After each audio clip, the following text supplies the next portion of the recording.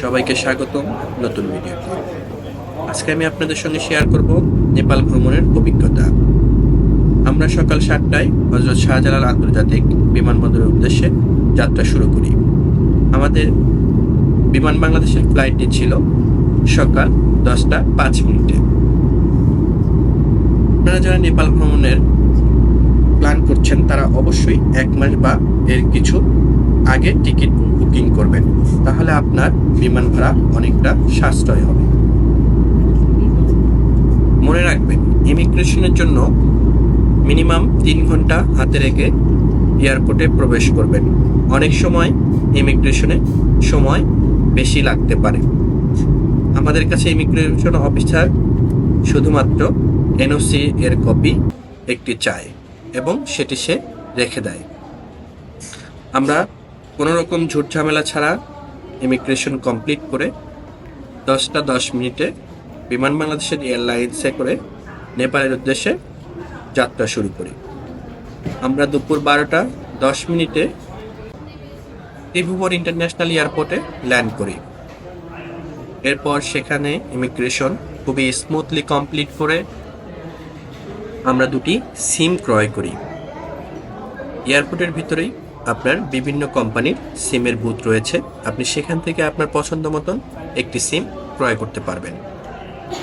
আমরা আমাদের পূর্ব নির্ধারিত হোটেলের উদ্দেশ্যে যাত্রা করার জন্য একটি ট্যাক্সি ভাড়া করি। মনে রাখবেন, ট্যাক্সি ভাড়ার ক্ষেত্রে অবশ্যই আপনি দাম দর করে নেবেন, সেক্ষেত্রে আপনার ঠকার চান্স খুবই কম থাকবে। আমরা শুধুমাত্র রাত্রি যাপনের জন্য একটি মোটামুটি মানের হোটেল ভাড়া করি। কাঠমান্ডু সাইট সিইং এর জন্য আমরা হোটেল থেকে বের হয়ে একটি ট্যাক্সি রিজার্ভ করি। পরের দিন সকালবেলা উঠে আমরা কাঠমান্ডু শহরের 3টি স্পট ঘুরে ঘুরে দেখব। আমাদের টোটাল ট্যাক্সি ভাড়া লেগেছিল 7,000 টাকা। আমরা প্রথমেই সকালবেলা উঠে নাস্তা সেরে 8:30টার দিকে চন্দ্রগিরি পাহাড় দেখার জন্য রওনা দেই। সত্যি রাস্তাটা ছিল চমৎকার, দেখার মতো।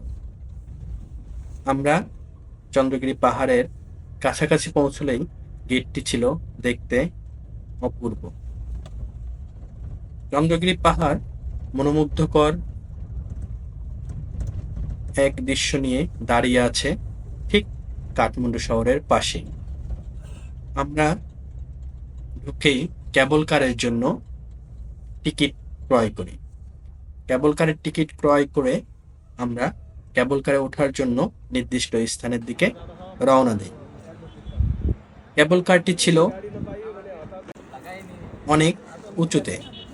এটির ভ্রমণ ছিল রোমাঞ্চকর, কেননা এটি ঠিক খাড়া ওপরের দিকে উঠতেছিল, যেখান থেকে আমরা কাঠমান্ডু শহরটা পুরোটা দেখতে পাচ্ছিলাম।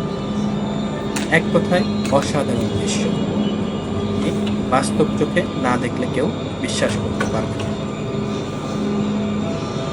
এছাড়াও কিছু ভিউ পয়েন্ট ছিল চন্দ্রগিরি পাহাড়ে, যেখান থেকে হিমালয়ের যতগুলো চূড়া রয়েছে ম্যাক্সিমামই দেখা যায়। আমরা আবহাওয়া ভালো থাকার কারণে মোটামুটি সবগুলো চূড়াই দর্শন করতে পেরেছিলাম। কেবল কারে উঠতে উঠতে মনে হচ্ছিল যদি ছিঁড়ে যায় তাহলে হয়তো আর আমরা কখনো ফিরতে পারবো না বাংলাদেশে। যাই হোক, আল্লাহ পাকের অশেষ রহমতে আমরা সুন্দরভাবে ভ্রমণ শেষ করি। চন্দ্রগিরি পাহাড়ে একটি টেম্পল রয়েছে, যেখানে সবাই তালা ঝুলিয়ে রাখে বিভিন্ন নিয়ত করে। তাদের বিশ্বাস, এখানে তালা ঝুলিয়ে রাখলে নিয়ত করে সেই নিয়তটি পূরণ হয়। এখানে খাবারের সুব্যবস্থা রয়েছে, আপনাকে অগ্রিম বিল পে করে টোকেন সংগ্রহ করতে হবে, আপনার পছন্দ অনুযায়ী খাবার খেতে পারবেন।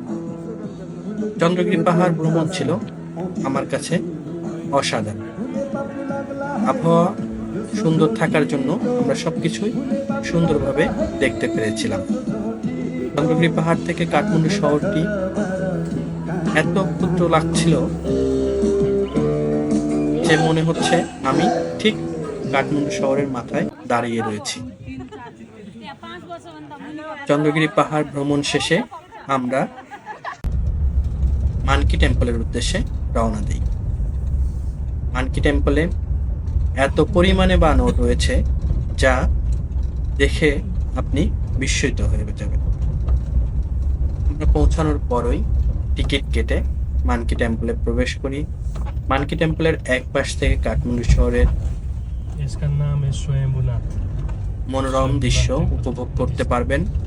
এছাড়াও ওখান থেকে রাজার বাসভবনও দেখা যায়। মানকি টেম্পল থেকে বের হয়ে আমরা ললিতপুর দরবার স্কয়ারের উদ্দেশ্যে রওনা দিই। রাস্তাটি ছিল মনোমুগ্ধকর। নেপালের আপনি যেখানেই যাবেন রাস্তাগুলো সত্যি আপনাকে আকৃষ্ট করবে। আমরা মানকি টেম্পল থেকে সরাসরি ললিতপুরের রাস্তায়। ললিতপুর দরবার স্কয়ার যেতে যেতে আপনি দেখবেন পুরাতন অনেক সুন্দর সুন্দর বিল্ডিং রাস্তার দুপাশে দাঁড়িয়ে রয়েছে। বিল্ডিংগুলো দেখতে এত সুন্দর লাগছিল, দেখেই মনে হবে যে এগুলো প্রাচীন সুউচ্চ বিল্ডিং। আমরা ললিতপুর দরবার স্কয়ারে প্রবেশ করি। টিকিট কেটে আমরা দরবার স্কয়ারের ভিতরে প্রবেশ করি। এখানে বলে রাখি, আপনি যদি টিকিট সংগ্রহ না করেন সেক্ষেত্রে ভিতরের অনেকগুলো দর্শনীয় স্থানে আপনি প্রবেশ করতে পারবেন না। সুতরাং কিছু টাকা সেভ করতে যেয়ে আপনি অনেক কিছু দেখা থেকে বিরত থাকতে হবে। এজন্য আপনি টিকিট কেটে ভিতরে প্রবেশ করবেন। ভিতরে মনোমুগ্ধকর ইতিহাস এবং সংস্কৃতির এক মিলন মেলা। আপনি যদি সেই সকল দৃশ্য উপভোগ করতে চান অবশ্যই টিকিট কেটে ভিতরে প্রবেশ করবেন। ভিতরে প্রবেশ করার পরে আমরা দেখতে পেলাম সুনিপুণ কারুকার্যময় বিল্ডিং এবং সেই সঙ্গে রয়েছে বিভিন্ন ঐতিহাসিক নিদর্শনাবলী সংরক্ষণ করা। আপনারা যারা নেপাল ভ্রমণ করবেন একটি জিনিস খুব সুন্দর দৃষ্টিগোচর হবে অবশ্যই, যে আপনারা নেপালের যেখানেই ভ্রমণ করবেন দেখবেন তারা তাদের ঐতিহ্য এবং কৃষ্টি কালচার সুন্দরভাবে ফুটিয়ে রেখেছে। আমরা এদিক থেকে অনেকটা পিছিয়ে রয়েছি। আপনাদেরকে কিছু ইনফরমেশন দিয়ে রাখি, যারা এই নেপাল ভ্রমণে যেতে ইচ্ছুক আপনারা পূর্ব থেকে আপনাদের বিমানের টিকিট কেটে রাখবেন, সঙ্গে হোটেল বুকিং দিয়ে রাখবেন এবং এই সকল কাগজগুলো পেন দিয়ে আপনার কাছে রাখবেন। এগুলো আপনাকে ইমিগ্রেশন এবং তার পরবর্তী গন্তব্যে সুন্দরভাবে পৌঁছাতে যথেষ্ট পরিমাণ সহযোগিতা করবে। আপনারা যারা নিজেরা ট্যুর প্ল্যান করতে পারবেন না তারা অবশ্যই বিভিন্ন ট্যুর এজেন্সি রয়েছে তাদের সঙ্গে যোগাযোগ করবেন। তারা অনেক সুন্দরভাবে আপনাকে একটি ট্যুর প্ল্যান করে দেবেন। সঙ্গে আপনার হোটেল বুকিং থেকে শুরু করে বিভিন্ন কিছুর ব্যবস্থাও তারা সুনিপুণভাবে করে থাকে। আমরা কোনো এজেন্সির সঙ্গে যোগাযোগ করিনি, আমরা আমাদের মনের মতো করে ট্যুর প্ল্যান সাজিয়ে নেপাল ভ্রমণ করেছিলাম। আমাদের ভ্রমণটা সত্যিই উপভোগের ছিল। নেপাল ভ্রমণের আরো অনেক কথা থাকবে পরবর্তী এপিসোডগুলোতে। আপনারা যারা ভিডিও দেখতে আগ্রহী তারা অবশ্যই আমার ইউটিউব চ্যানেলে এবং ফেসবুক পেজে সাবস্ক্রিপশন করে পাশে থাকবেন এবং পরবর্তী ভিডিও তৈরিতে উৎসাহ প্রদান করবেন। ধন্যবাদ সবাইকে। দেখা হবে পরবর্তী ভিডিওতে। আল্লাহ হাফেজ।